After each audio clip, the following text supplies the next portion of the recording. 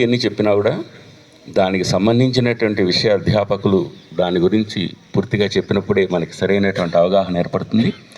ఈ సందర్భంలో మన విద్యాలయ social studies teacher Shriman Kishan Reddy గారిని ఆహ్వానిస్తున్నాను. అమూల్యమైనటువంటి ఈ సందర్భంలో అమూల్యమైన అభిప్రాయాన్ని చెప్పవలసింది.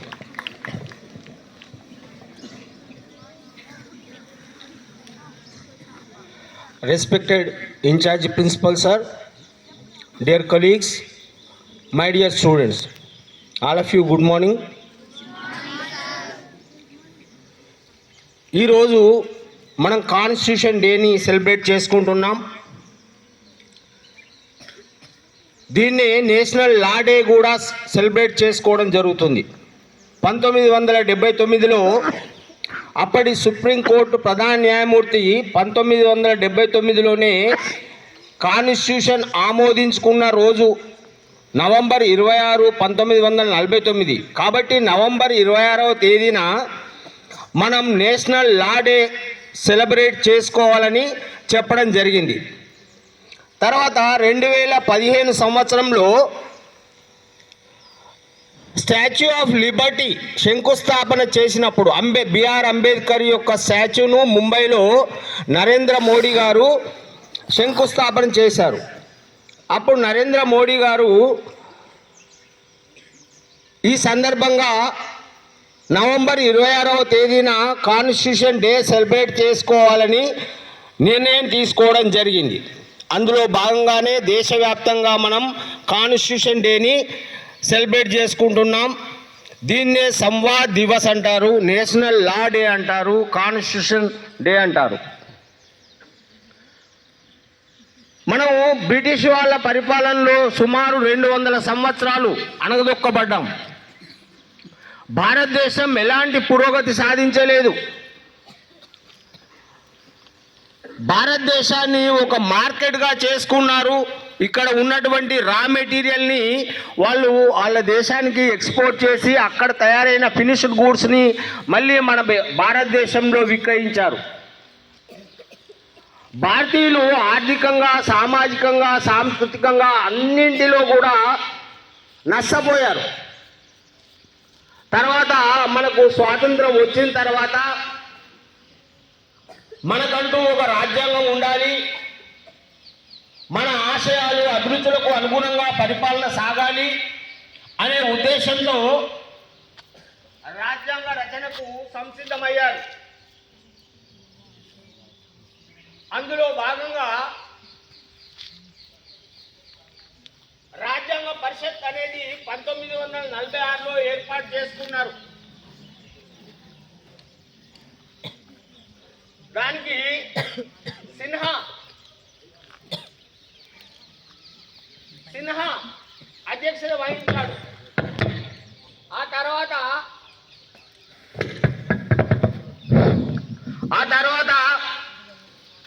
రాజ్యాంగ పరిషత్ అధ్యక్షుడిని ఎన్నుకోవడం జరిగింది. రాజ్యాంగ పరిషత్ అధ్యక్షుడిగా కాన్స్టిట్యూయెంట్ అసెంబ్లీ అంటారు, బాబు రాజేంద్ర ప్రసాద్, అతడే మన మొట్టమొదటి రాష్ట్రపతి, అతన్ని ఎన్నుకోవడం జరిగింది.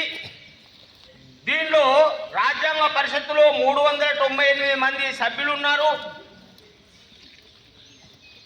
దానిలో శాసనసభల ద్వారా ఎన్నుకోబడినటువంటి నాయకులు, విద్యావంతులు, స్థానిక సంస్థానాధీశ్వరులు సభ్యులుగా ఉన్నారు. ఎప్పుడైతే లార్డ్ మౌంట్ బాటన్ భారతదేశ విభజన గురించి ప్రకటన చేశాడో ఆ రాజ్యాంగ పరిషత్తులో ఉన్న సభ్యులలో కొంత సభ్యులు తగ్గిపోయారు. 298 మంది మాత్రమే మిగిలారు. రాజ్యాంగ పరిషత్తు ఒక కమిటీని ఏర్పాటు చేసింది, డ్రాఫ్టింగ్ కమిటీ అంటారు, రాజ్యాంగ రచనా సంఘము. ఆ రాజ్యాంగ రచనా సంఘానికి అధ్యక్షుడిగా బిఆర్ అంబేద్కర్ ఉన్నాడు. అతనితో పాటు 6 సభ్యులు ప్రపంచంలోని వివిధ రాజ్యాంగాలను క్షుణ్ణంగా అధ్యయనం చేసిన తర్వాత ఆయా రాజ్యాంగాలలో ఉండే మంచిని మన రాజ్యాంగంలో పొందుపరిచారు. మన భారత రాజ్యాంగం రాజ్యాంగం ప్రపంచంలోని లిఖిత రాజ్యాంగాలలో అతిపెద్దది. రిటన్ కాన్స్టిట్యూషన్ 395 ఆర్టికల్స్, ప్రకరణలు అంటారు. అలాగే 8 షెడ్యూళ్లతో మన రాజ్యాంగాన్ని నిర్మించుకున్నాం. ఆ తర్వాత మార్పులు చేర్పులు సవరణలు చేస్తూ ఇప్పుడు 448 ఆర్టికల్స్, 12 షెడ్యూల్స్ పొందుపరచడం జరిగింది. మన భారత రాజ్యాంగంలో ముఖ్యంగా మన ప్రభుత్వం యొక్క వ్యవస్థ ఏ విధంగా ఉండాలి అనేది దానిలో లిఖించడం జరిగింది. కేంద్ర ప్రభుత్వం కానీ రాష్ట్ర ప్రభుత్వం కానీ ఏ విధంగా పరిపాలన చేయాలి అనేది పొందుపరిచారు. ఒక రకంగా చెప్పాలంటే కేంద్ర ప్రభుత్వాలకు రాష్ట్ర ప్రభుత్వాలకు ఇది ఒక మార్గదర్శి లాంటిది, గైడ్.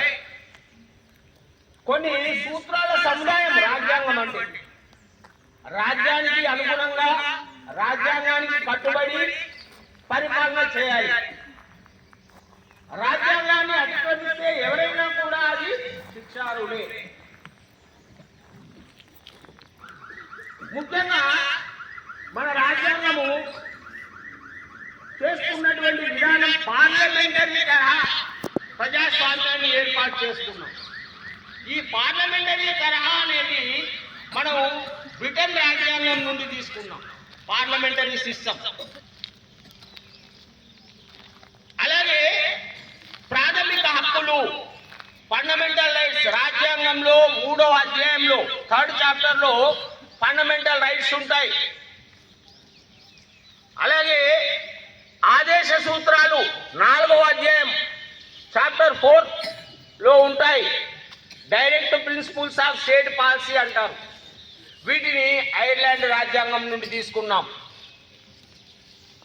అలాగే ప్రాథమిక విధులు, ఫండమెంటల్ డ్యూటీస్, ఇవి రష్యా రాజ్యాంగం నుండి తీసుకున్నాం. ఈ రకంగా ఒక్కొక్క మంచిని మనం ప్రతి రాజ్యాంగం నుండి క్రోడీకరించి వాటిని మన రాజ్యాంగంలో పొందుపరచడం జరిగింది.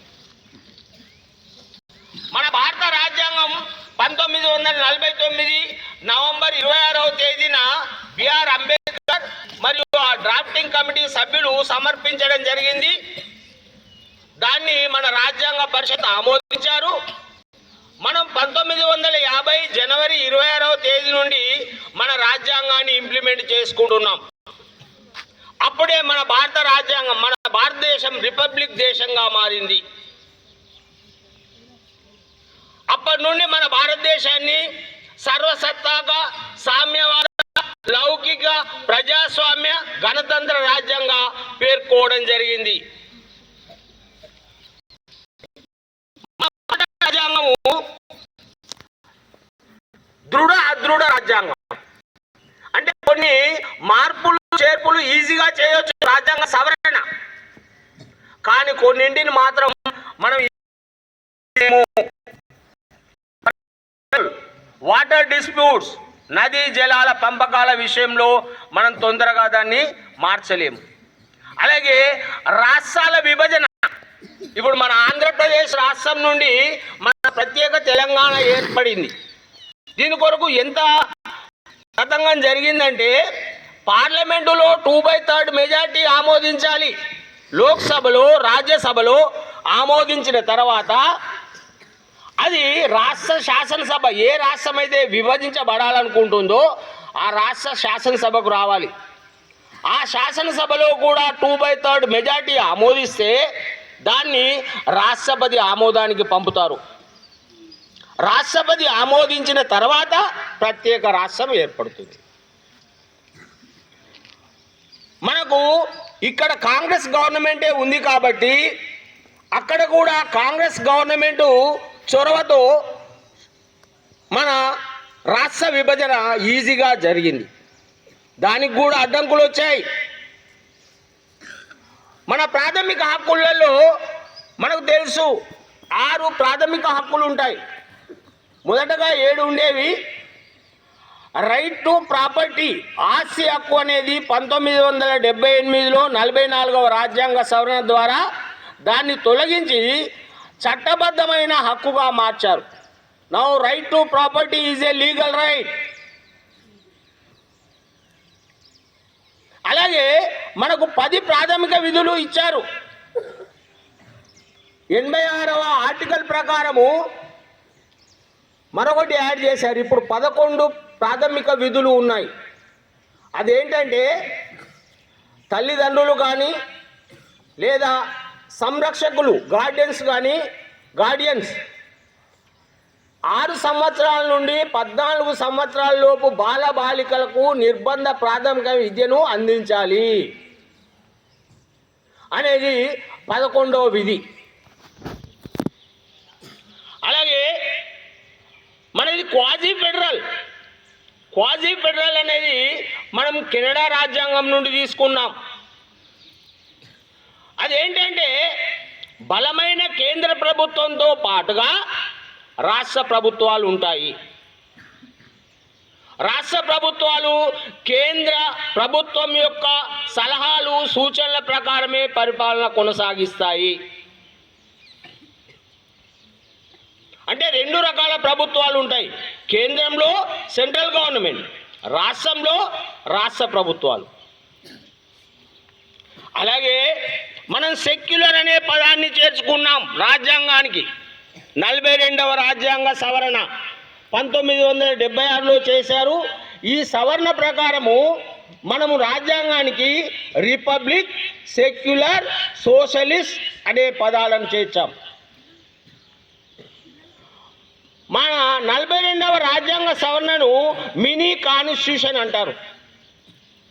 ఎందుకంటే ఆ 42వ రాజ్యాంగ సవరణ ద్వారా కాన్స్టిట్యూషన్కి చాలా అంశాలను మనం జోడించడం జరిగింది.